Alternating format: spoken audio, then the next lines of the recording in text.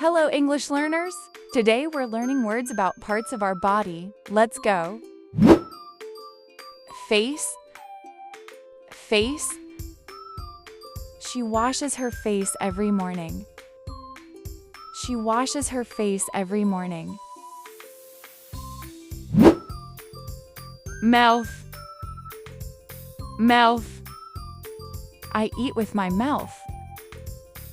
I eat with my mouth. Eye. Eye. I see with my eyes. I see with my eyes.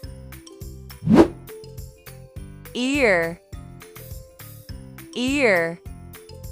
I hear with my ears. I hear with my ears. Nose. Nose.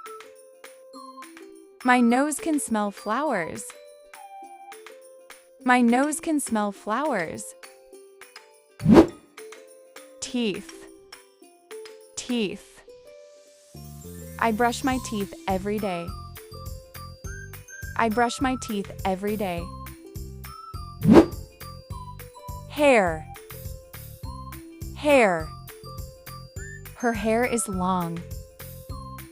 Her hair is long. Arm. Arm. He raises his arm in class. He raises his arm in class. Hand. Hand. I write with my hands. I write with my hands.